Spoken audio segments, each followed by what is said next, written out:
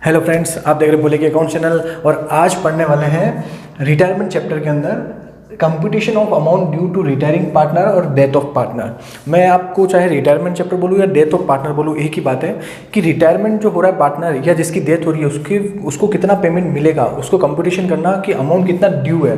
दोनों कंसेप्ट एक ही होते हैं, चाहे टॉपिक अलग अलग पढ़ें। रिटायरमेंट या डेथ दोनों में क्या होगा, जो पार्टनर छोड़कर जा रहा है, देखो पार्टनर छोड़कर या तो घर पे जाएगा तो रिटायरमेंट, और दुनिया छोड़ के जाएगा तो डेथ ऑफ पार्टनर। दोनों में उसका अमाउंट कितना ड्यू है, कैलकुलेशन एक तरीके से होगी।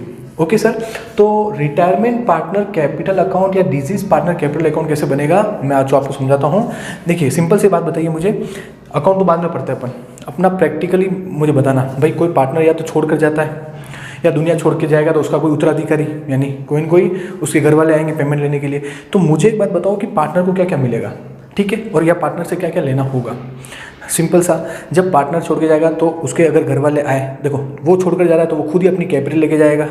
वो उसने 3 महीने काम किया है तो 3 महीने की सैलरी लेके जाएगा। उसने 3 महीने काम किया है तो 3 महीने का इंटरेस्ट ऑन कैपिटल लेकर जाएगा। वो गुडविल में अपना पार्ट लेके जाएगा। वो रीवैल्यूएशन का प्रॉफिट हुआ वो लेकर जाएगा। ओके, और उसको क्या देना पड़ेगा फर्म को, अगर उसने ड्राइंग की है तो उसका अकाउंट डेबिट होगा, पैसे देने पड़ेंगे।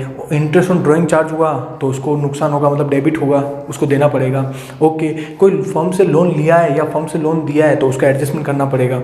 तो ये सारी चीज़ें, उसको प्रॉफिट हुआ है तो प्रॉफिट लेकर जाएगा, भैया 3 महीने में जितना प्रॉफिट कमाया है उसमें से उसका जो शेयर हुआ वो लेकर जाएगा। अगर फर्म को लॉस हुआ है तो उसको वो पेमेंट करके जाना पड़ेगा। तो सिंपल सा लॉजिक है कि पार्टनर रिटायरमेंट हो या डेथ हो तो उसके अकाउंट उसको क्या क्या मिलेगा, उसका पेमेंट कैसे निकालना है, जो भी उसको मिलना है, उसकी कैपिटल लगी वो मिल रहा है, प्रॉफिट, सैलरी, कमीशन, जो भी उसको देना है वो उसको क्रेडिट करेंगे, और जो उसके लिए लॉसेज है जो उससे लेना है वो उसमें से माइनस कर देंगे। ओके, तो समझो कैसे होगा। पार्टनर्स कैपिटल कुछ भी नया नहीं है, सिर्फ रिटायरमेंट या रिटायरिंग या डिजीज पार्टनर आगे लग गया है, बाकी सेम पार्टनर्स कैपिटल है। तो ये ध्यान रखो कि एक सिंगल पार्टनर का पार्टनर कैपिटल बन रहा है, एक सिंगल पार्टनर का। ओके ठीक है सर। बाय बैलेंस बीडी, ये क्रेडिट साइड ये डेबिट साइड, जो भी पार्टनर को मिल रहा है प्रॉफिट है वो सारा क्रेडिट में आएगा। By balance BD opening capital, जो उसकी कैपिटल होगी वो आप बाय बैलेंस बीडी करके लिख देंगे। फिर करंट अकाउंट, अगर करंट अकाउंट है बैलेंस शीट में, अगर करंट अकाउंट भी दिख रहा है उसका, तो करंट अकाउंट का क्रेडिट बैलेंस, कौन सा बैलेंस है ये, क्रेडिट बैलेंस, तो ये आप बाय करंट अकाउंट करके लिख देंगे। Okay sir. By revaluation account profit, revaluation account का अगर प्रॉफिट हुआ है तो ये रेशो क्यों लिखा है सर आपने, रेशो का मतलब ये हो गया कि रिवैल्यूएशन अकाउंट का प्रॉफिट हुआ है मान लो 30,000, 30,000 रुपये। 3 पार्टनर है, A B C, C retire हो रहा है, तीनों का रेशो इक्वल है। तो मुझे ये बताइए, ये 30,000 रुपये पूरे सी को थोड़ी मिलेंगे, सी का जो रेशो होगा उस रेशो के हिसाब से उसका शेयर ऑफ प्रॉफिट या शेयर ऑफ रिवॉल्यूशन में मिल जाएगा। तो रेशो का, जहाँ पे मैंने रेशो लिखा है, रेशो का मतलब ये हो गया कि वो चीज़ उसके रेशो में डिस्ट्रीब्यूट होगी। तो रिवॉल्यूशन का 30,000 का प्रॉफिट है, 3 पार्टनर है इक्वली, तो उसको कितना मिलेगा, जो रिटायर हो रहा है या जिसकी डेथ हो रही है उसको 1/3, समझे, 10,000 रुपीज़। तो रेशो का मतलब उसका जो पार्ट होता है उतना मिलेगा, पूरा थोड़ी मिलेगा। बाय, अगर बैलेंस शीट में पहले से प्रॉफिट है, पीएनएल या एक्यूमुलेटेड प्रॉफिट जिसको जनरल रिजर्व बोलते हैं अपन, profit and loss, general reserve, capital reserve, कोई भी बैलेंस शीट की लायबिलिटी में है तो वो बाय पीएनएल या बाय जनरल रिजर्व उसके रेशो में डिस्ट्रीब्यूट होके आ जाएगा। ओके, यहाँ पे रेशो का मतलब क्या हुआ, उसका पार्ट आएगा, जो पार्टनर रिटायर हो रहा है या जिसकी डेथ हो रही है उसका पार्ट आएगा। क्लियर हुआ यहाँ तक। ओके, फिर शेयर ऑफ गुडविल की बात करते हैं। अब जो रिटायर होगा पार्टनर या जिसकी डेथ होगी वो गुडविल भी तो लेके जाएगा, उसका अपना जो शेयर होगा गुडविल का वो भी तो लेके जाएगा। तो गुडविल, अपन ने रिटायरमेंट की एंट्री पढ़ी है, गुडविल जो पार्टनर लेकर जाता है तो क्या एंट्री होती है, retiring gaining partner account debit to retiring partner. क्या एंट्री होती है, gaining partner to retiring partner. तो यहाँ पे वही by gaining partner capital, bracket में क्या लिखूंगा, share of goodwill. Okay sir, जैसे सी जा रहा है, ए बी दोनों उसको गुडविल देंगे, तो by A's capital by B's capital. Clear हुआ। गुडविल भी क्या पूरे फर्म की नहीं, जो उसका पार्ट हुआ वो लेकर जाएगा। ओके सर, ये सबसे इंपॉर्टेंट है। By PNL suspense share of profit, ये ध्यान समझना। सर देखो रिटायरमेंट हुआ तो हो सकता है मार्च में अकाउंट क्लोज होता है, लेकिन रिटायरमेंट हो सकता है 30 जून को हुआ, तो मार्च के बाद क्या हुआ, अप्रैल मई जून, 3 महीने बाद उसने रिटायरमेंट लिया। तो 3 महीने में फर्म ने कुछ प्रॉफिट तो कमाया हुआ है, उस 3 महीने के प्रॉफिट में जो पार्ट होगा वो पार्टनर लेकर जाएगा, उसको बोलेंगे पीएनएल सस्पेंस यानी शेयर ऑफ प्रॉफिट। बट इसकी कैलकुलेशन कैसे होगी बहुत इंपॉर्टेंट है, वो मैं आपको सिखाऊंगा नेक्स्ट वीडियो में। ये शेयर ऑफ प्रॉफिट, तो इसको लिखेंगे PNL suspense. Sir PNL suspense नाम क्यों आया, क्योंकि जब रिटायरमेंट हो रही है, डेथ हो रहा है, तो उस 3 मंथ का अकाउंट क्लोज नहीं हो रहा है अभी तक, भाई 30 जून को वो रिटायर हुआ तो अकाउंट 30 जून को थोड़ी बंद होंगे, अकाउंट तो 31 मार्च को होंगे। तो 30 जून तक एक लमसम अजम्पशन मान के एक लमसम अमाउंट जो होता है प्रॉफिट का उस पार्टनर को दिया जाता है, वो एक्चुअल प्रॉफिट नहीं होता है। तो वहाँ पे पीएनएल सस्पेंस अकाउंट नाम खुलेगा। क्लियर हुआ? Okay sir. पार्टनर ने कोई पॉलिसी ले रखी है, जॉइंट लाइफ पॉलिसी या सेपरेट लाइफ पॉलिसी, तो उस पार्टनर का जो उस पॉलिसी में जो पार्ट हुआ, जो रेशो हुआ, उसका शेयर हुआ, वो पार्टनर लेकर जाएगा, बाय में आ जाएगा। इंटरेस्ट ऑन कैपिटल, सर यहाँ पे टाइम लिखा है, यहाँ पे रेशो नहीं लिखा है क्यों? इंटरेस्ट ऑन कैपिटल, सर 3 महीने काम किया फिर उसकी डेथ हो गई या छोड़कर जा रहा है तो 3 मंथ का उसको इंटरेस्ट ऑन कैपिटल, कैपिटल पे इंटरेस्ट मिलेगा। तो bye interest on capital time के हिसाब से, पता ही है, amount into rate upon 100 into month upon 12। Okay. By salary fees bonus time के हिसाब से, सैलरी फीस बोनस के सर किसी पार्टनर को मंथली 1000 सैलरी मिल रही है, वो 30 जून को रिटायर होकर जा रहा है या 30 जून को डेथ हो रही है, तो 3 महीने की उसको सैलरी मिलेगी। तो मैंने क्या लिखा? टाइम के हिसाब से। फीस, सैलरी, बोनस अगर उसको मंथली मिल रहे हैं, क्वार्टरली मिल रहे हैं, तो जितने मंथ उसने काम किया है उसके हिसाब से उसको सैलरी मिल जाएगी। Okay. Bye loan by partner, अब ये बात समझना, यहाँ पे हो सकता है पार्टनर ने फर्म को लोन दिया हो और फर्म ने पार्टनर को लोन दिया हो। ओके, तो बात समझो, लोन बाय पार्टनर, पार्टनर ने फर्म को लोन दिया है तो बैलेंस शीट में कहाँ हो रहा होगा? बैलेंस शीट की लायबिलिटी में आ रहा होगा, लोन बाय पार्टनर। ओके, तो बैलेंस शीट में लायबिलिटी यानी पार्टनर का पैसा है, पार्टनर ने फर्म को लोन दिया है, तो पार्टनर के लिए क्या है? प्रॉफिट। भैया पार्टनर जब रिटायर होगा या डेथ होगी तो वो पैसा लेगा कि मैंने जो आपको लोन दिया है फर्म को, मुझे फिर से दीजिए, तो उसके अकाउंट में क्या हो जाएगा? Credit. Bye loan by partner. Clear? तो बाय में यानी क्रेडिट साइड में कौन सी चीज़ें हैं जो भी पार्टनर को मिलना चाहिए था? Capital, share of profit, revolution का profit, policy, interest on capital, salary और गुडविल, ये सारा। क्लियर हुआ? अब पार्टनर के लिए जो लॉस है यानी पार्टनर को जो देना पड़ेगा वो डेबिट में आएगा। देखते हैं क्या क्या। अगर उसकी कैपिटल, चलो यहाँ पे तो ओपनिंग कैपिटल अपने क्रेडिट बैलेंस माना तो बाय में लिख दी, बट मान लो उसका कैपिटल का डेबिट बैलेंस है तो to balance BD. Current account का डेबिट बैलेंस है, डेबिट बैलेंस तो टू बैलेंस बीडी। हाँ, डेबिट बैलेंस होगा तो बैलेंस शीट में कहाँ दिखेगा? लायबिलिटी या एसेट्स में? एसेट्स में। अगर इसके डेबिट बैलेंस है तो वो एसेट साइड में दिखेंगे। रीवैल्यूएशन का लॉस हुआ तो लॉस में जो भी उसका रेशियो होगा वो यहाँ पे लिखोगे। रिवोल्यूशन का प्रॉफिट हो रहा था तो क्रेडिट में, लॉस होगा तो डेबिट में। ओके। पीएनएल अकाउंट, अगर बैलेंस शीट में पीएनएल, एसेट्स में पीएनएल दिख रहा है मतलब वो लॉस है, पीएनएल का डेबिट बैलेंस, तो लॉस है तो पार्टनर के किधर आएगा? डेबिट साइड में। रेशो, जो भी उसका रेशो होगा उतना, मतलब रेशो का मतलब यहाँ पे क्या हुआ? Share of loss, share of profit. जैसे यहाँ पे पीएनएल जनरल रिजर्व जो भी रेशो था उसको मिल रहा था तो पार्ट ऑफ हिज शेयर, मतलब हिज शेयर मतलब उसको जो भी उसका पार्ट होगा वो आएगा, पूरा पीएनएल का अमाउंट नहीं आएगा। पूरा पीएनएल तो तीनों पार्टनर का लॉस है, उसमें से सी रिटायर हो रहा है या सी की डेथ हो रही है तो उसका पार्ट आएगा। तो रेशो का मतलब ये है कि वो अमाउंट है उसको अपने मल्टीप्लाई उसके रेशो से करना है। ड्राइंग डेबिट में आ गई, अगर पार्टनर ने कोई ड्राइंग की है तो वो डेबिट में आएगी। Interest on drawing, interest on drawing partner के लिए क्या होता है? लॉस होता है, एक्सपेंसेस होते हैं, तो डेबिट साइड में आएगा। क्लियर? 3 मंथ के अंदर फर्म ने प्रॉफिट कमाया था, उसमें से उसका जो शेयर था उसके लिए अपन ने लिखा था by PNL suspense share of profit. Sir हो सकता है फर्म लॉस में जा रही हो, उस 3 मंथ में लॉस कमाया हो, लॉस में उसका पार्ट होगा जो रिटायर हो रहा है जिसकी डेथ हो रही है, तो टू पीएनएल सस्पेंस लॉस, जो भी उसका शेयर होगा वो अपन लिख देंगे। Okay. Goodwill, sir balance sheet में पहले से गुडविल है तो उस गुडविल को रिटर्न ऑफ करना होगा, गुडविल को क्लोज करना होगा, तो टू गुडविल रिटर्न ऑफ, जो भी उसका रेशो होगा उस रेशो में जो भी अमाउंट आ रहा होगा वो कर देंगे। Okay sir. जैसे यहाँ पे लोन बाय पार्टनर, तो मतलब लोन दिया था किसने? पार्टनर ने फर्म को दिया था। वैसे लोन टू पार्टनर यानी फर्म ने पार्टनर को लोन दिया है तो फर्म के लिए क्या है? वो एसेट्स। फर्म बोलेगी भैया पैसे लाओ मेरे, तो पार्टनर के लिए लॉस है, पार्टनर क्या आएगा? डेबिट में आएगा क्योंकि इसको देना पड़ेगा। ठीक है, ये लोन टू पार्टनर कहाँ दिख रहा होगा? बैलेंस शीट के एसेट्स में। ओके सर, तो लॉजिक समझ में आया? डिजीज पार्टनर कैपिटल बोलूँ, रिटायरिंग पार्टनर कैपिटल बोलूँ, दोनों का अमाउंट यानी दोनों का कंपटीशन जो करेंगे, अमाउंट कितना पे करना है, कंसेप्ट एक ही है। जो भी पार्टनर के लिए प्रॉफिट है उसके अकाउंट में क्रेडिट होगा, यानी ये पार्टनर्स कैपिटल ही है। ओके, जो भी लॉसेज होंगे, एक्सपेंसेस होंगे, वो डेबिट में आएंगे। तो ये जो बैलेंस है, मैं एक एग्जाम्पल देता हूँ। मान लो ये सब क्रेडिट साइड में टोटल करने पे 10 लाख आया कि भैया उसके 10 लाख रुपए की 10 लाख रुपए बनते हैं और उसकी ड्राइंग, एक्सपेंसेस, लॉसेस सारे माइनस करके इसकी टोटल एक 2 लाख रुपए, तो 10 लाख रुपए में से 2 लाख गए तो उसका नेट बैलेंस कितना बचा? 8 लाख रुपए। यानी जो रिटायर हो रहा है उस पार्टनर को कितने रुपए देने हैं? 8 लाख। और रिटायरमेंट नहीं हो रहा है, किसी की डेथ हो रही है तो उसके एग्जीक्यूटिव को कितने देने हैं? 8 लाख रुपए। तो ये बैलेंस वो आएगा, वो कंप्यूटेशन ऑफ बैलेंस मतलब जो पार्टनर रिटायर हो रहा है या जिसकी डेथ हो रही है उसके घर वालों को या उसको कितना पेमेंट करना है, ये वो बैलेंस बताता है।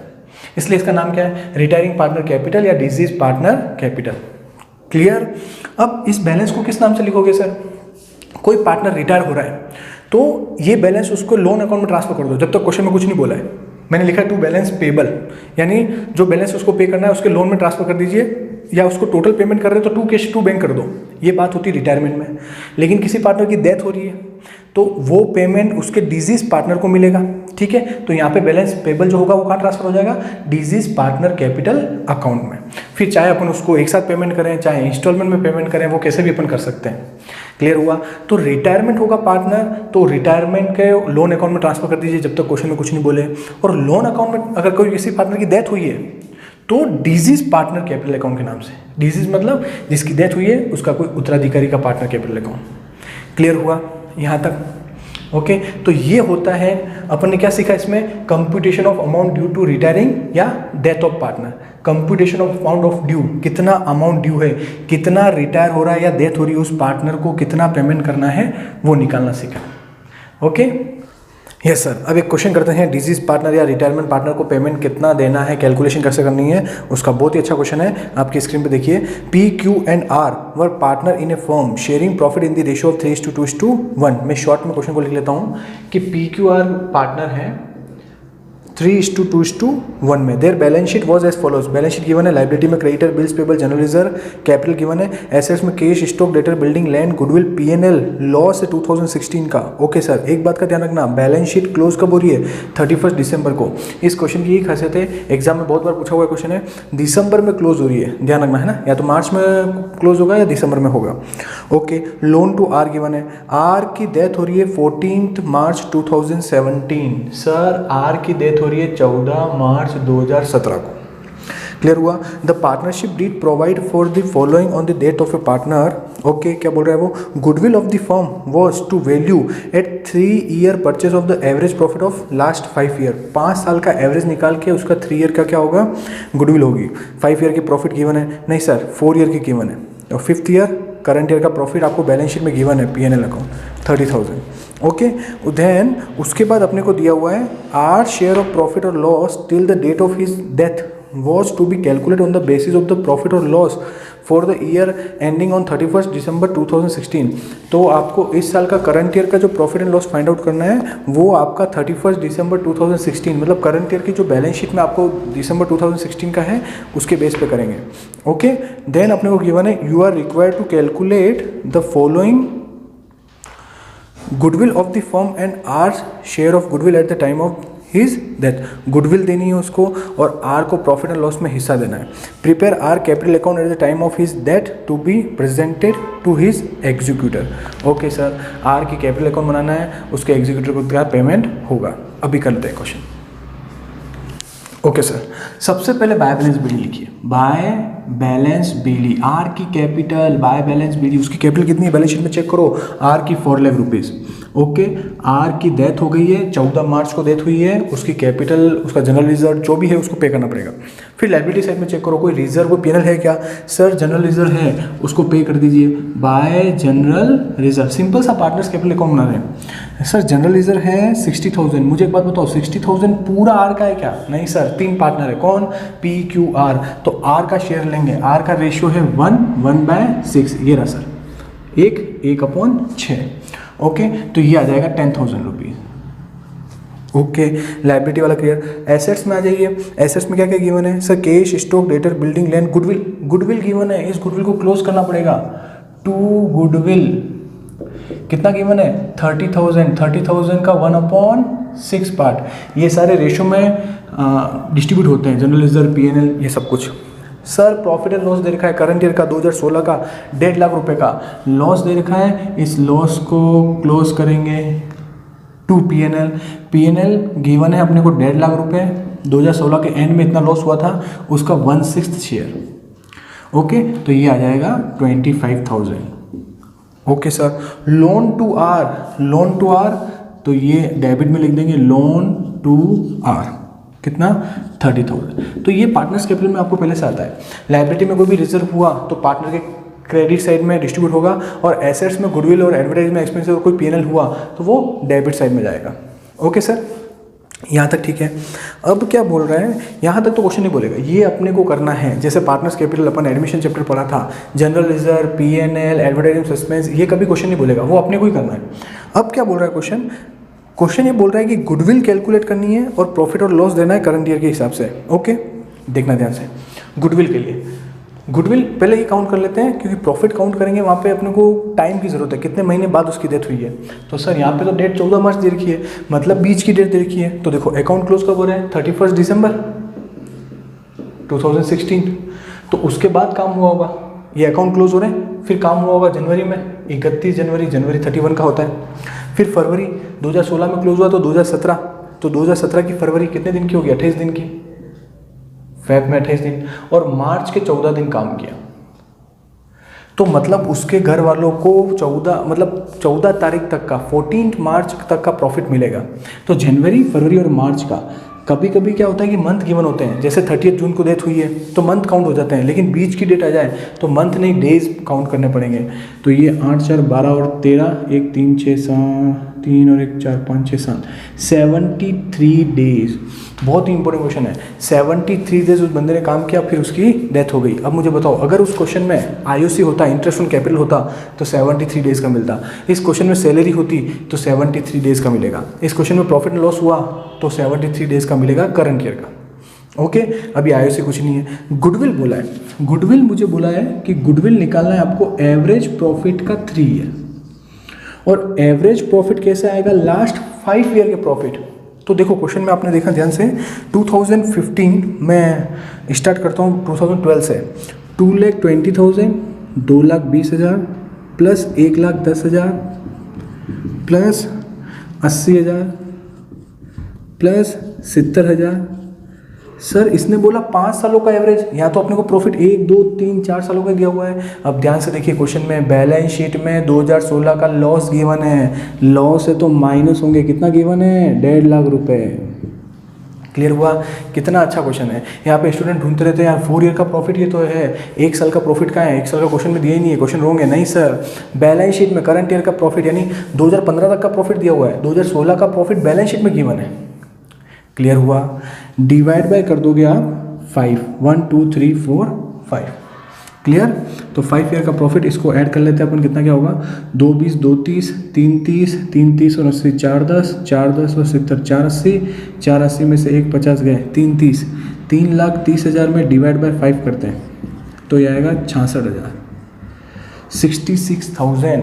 अब 66,000 मल्टीप्लाई बाय 3 करोगे तो आ जाएगा 6 3 18,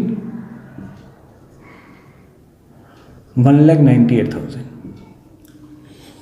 ओके, तो पूरे फर्म की गुडविल कितनी आई, 1,98,000। क्लियर हुआ यहाँ तक, पक्का। तो गुडविल वाला पॉइंट अच्छा है। अब मुझे एक बात बताओ, 1,98,000 पूरे गुडविल क्या आर की है, नो सर, उसमें से उसका पार्ट समझना, किसका, आर का शेयर, आर का शेयर है 1,98,000। हाँ, गुडविल में टाइम की दिक्कत नहीं, गुडविल तो रेशियो के हिसाब से डिस्ट्रीब्यूट होती है, करंट ईयर की गुडविल रेशियो के हिसाब से, टाइम के हिसाब से क्यों, ये 73 डेज का काम आएंगे, ये salary, interest on capital, profit loss वहाँ पे काम आते हैं।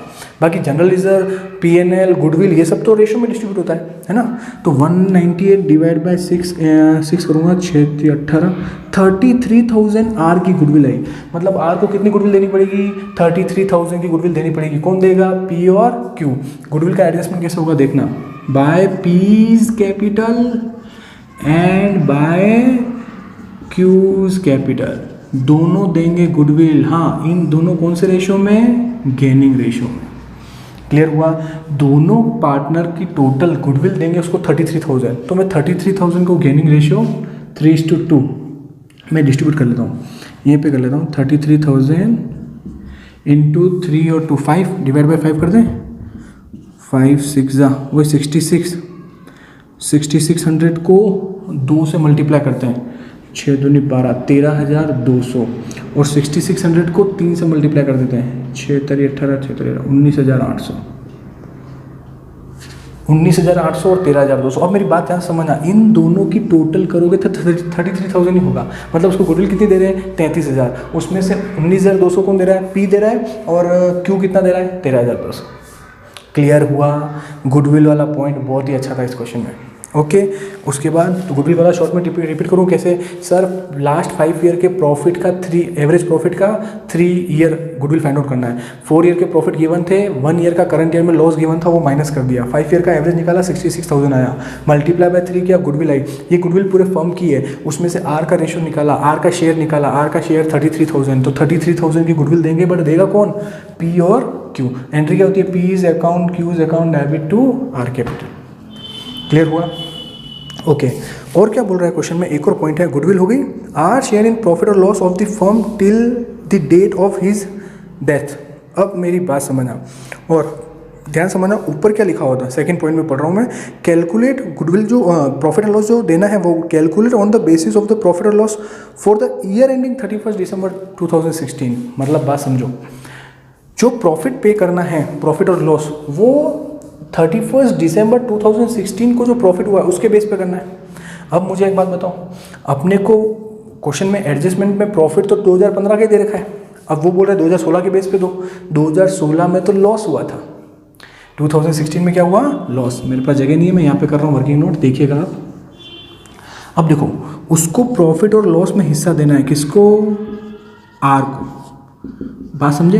और 2016 के बेस पे, यानी 31 दिसंबर 2016 को क्या हुआ, उसके बेस पे, उसके प्रॉफिट के बेस पे उसको प्रॉफिट देना है। और प्रॉफिट कितने दिन का देंगे, 73 डेज, 73 डेज का देना है, क्योंकि उसने दिसंबर में अकाउंट क्लोज हुए, जनवरी का पूरा महीना काम किया, फरवरी का पूरा महीना काम किया, और मार्च के 14 दिन काम किए। मतलब उसको प्रॉफिट मिलना चाहिए 73 डेज का। बट सर दिसंबर के हिसाब से तो लॉस है, तो क्या हुआ, प्रॉफिट होता तो प्रॉफिट देते, लॉस है तो लॉस उसको बियर करना पड़ेगा। और लॉस ध्यान से देखो, बैलेंस शीट में 1.5 लाख रुपये दे रखा है, ये 1.5 लाख रुपये का लॉस पिछले साल का है, और वो ये बोल रहे कि इस साल भी हम ये एज्यूम करते जो पिछले साल हुआ वही होता। मतलब पिछले साल 1.5 लाख का लॉस हुआ है, तो इस बार कितना होगा, 1.5 लाख का लॉस। 1.5 लाख रुपए का लॉस हुआ, मल्टीप्लाई बाय, अरे ये साल भर का लॉस है तो 73 डेज का काउंट करो, क्योंकि उसको तो 73 डेज का ही पार्ट देना है। तो 73/365 डेज, मंथ होता तो मंथ अपॉन 12 करता, डेज गिवन है तो 73 अपॉन साल भर में कितने दिन होते हैं, 365। मुझे एक बात बताओ, 1.5 लाख का लॉस एज्यूम करो पूरे साल भर का है, तो 73 डेज का उसको दिया जाएगा। बात समझे आप, 73 डेज का। अब 73 डेज का उसका जो लॉस पूरा उसका है क्या, नहीं सर, उसका रेशियो 1/6। और मैंने आपको पिछले वीडियो में भी बताया है कि जो भी प्रॉफिट और लॉस हो, फॉर्मूला बताया, प्रॉफिट और लॉस होगा मल्टीप्लाई बाय उसका रेशियो और multiply by month upon 12। Okay, time basis पे, जैसे अपने 2 पढ़ा है, टाइम बेसिस पे और टर्नओवर बेसिस पे, तो ये क्या है, टाइम बेसिस पे। ओके सर, तो मंथ, इस क्वेश्चन में मंथ नहीं है तो कोई बात नहीं, डेज है तो डिवाइड बाय 365। अब इसको सॉल्व करते हैं, 73 में इसका डिवाइड करोगे 5, 5 3 सा 15, 3 5,000। ये नेगेटिव 5,000 का लॉस है। लॉस कैसे पता चला, बैलेंस शीट की एसेट्स में, एसेट्स में क्या होता है, लॉस होता है। लॉस है तो पार्टनर के क्रेडिट में आएगा, डेबिट में आएगा, डेबिट में आएगा सर। क्या लिखूंगा, टू P&L सस्पेंस लॉस, याद आया। और प्रॉफिट होता तो बाय में लिखते, bye P&L suspense profit. Clear? तो ये कैलकुलेशन बहुत इंपॉर्टेंट है, इसके लिए अपन को डेज निकालने हुए। इसका मतलब क्या हुआ, ये जो 73 डेज काम किया है उसका उसको प्रॉफिट मिलना चाहिए, प्रॉफिट या लॉस दोनों में से कुछ भी। बट सर यूँ बोला है कि जो लास्ट 2016 में हुआ वैसा ही इस बार भी होने वाला है, मतलब लॉस होने वाला है, 1.5 लाख का लॉस हुआ है, उसमें से 73 डेज को काउंट कर लो और मल्टीप्लाई बाय उसका रेशो कर दो। Okay, question finish. अब देखिए टोटल करते हैं, बहुत ही अच्छा क्वेश्चन है। टोटल करते हैं 4,10,000 और 33, 4,10,000 और 33, 4,43,000 क्रेडिट साइड की टोटल। इधर भी 4,43,000 करना पड़ेगा।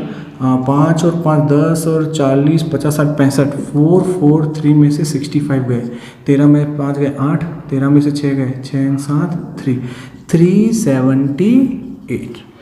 क्या लिखोगे, अगर आप ये पार्टनर रिटायर हो रहा होता तो टू बैलेंस पेबल या उसके लोन में ट्रांसफर कर देते हैं, लेकिन यहाँ पे डेथ हो रही है तो to deceased partner capital, okay, या फिर एग्जीक्यूटिव में आप ट्रांसफर कर सकते हो, to partner executor account balancing figure. Deceased partner बोलूँ, डिजीज मतलब जिसकी डेथ हो गई, एग्जीक्यूटर मतलब उसका उत्तराधिकारी, तो उसके उत्तराधिकारी को पेमेंट मिलेगा, ठीक है, उसके एग्जीक्यूटिव को पेमेंट मिलेगा। तो आंसर कितना है मेरा 3,78,000। ओके सर, अब इस क्वेश्चन में बोला है एग्जीक्यूटिव अकाउंट बनाओ, तो वो भी बना देते। यस सर, अब एग्जीक्यूटिव अकाउंट कैसे बनेगा? सिंपल सा, R executive account, R capital account बनाया तो उसके एग्जीक्यूटिव में कितना ट्रांसफर हुआ? 3,78,000। एंट्री क्या बनी? R's capital to R's executive account. तो एग्जीक्यूटिव में क्या आएगा? By R's capital account. Clear हुआ? कितना पेमेंट करना है? 378। अब ध्यान सुनो, क्वेश्चन में अगर गिवन होता कि उसके एग्जीक्यूटिव को टोटल पेमेंट कर दिया है तो 2 कैश कर देते। यूँ लिखा होता उसके लोन में ट्रांसफर किया है तो 2 लोन में, कुछ भी नहीं बोला है तो ठीक है, कुछ नहीं, क्वेश्चन में गिवन होता है तो उसके एग्जीक्यूटिव का पैसा मतलब उसका पैसा उसके लोन में ट्रांसफर कर दीजिए, एग्जीक्यूटिव के लोन में। तो मैं ऐसा लिख दूंगा 2 hours executive loan account balancing figure. हो सकता है ऐसा बोले 3,78,000 में से बोले कि 2 लाख का पेमेंट कर दिया, बाकी का लोन में है, तो 2 लाख का क्या करते? 2 कैश या 2 बैंक करते, बाकी का लोन में ट्रांसफर बोलते थे। बट क्वेश्चन में कुछ नहीं बोला है तो पूरा पेमेंट कहाँ चला जाएगा? लोन में। 378, यहाँ पे भी 3,78,000, 3,78,000। क्लियर? तो ये मैंने पूरा आपको बेसिक डिजीज पार्टनर कैपिटल या रिटायरमेंट होता है उसकी कैलकुलेशन कैसे करते हो, ड्यू अमाउंट का, और एक अच्छा सा क्वेश्चन भी करा दिया। बहुत ही इंपॉर्टेंट क्वेश्चन था ये। Okay, thank you sir.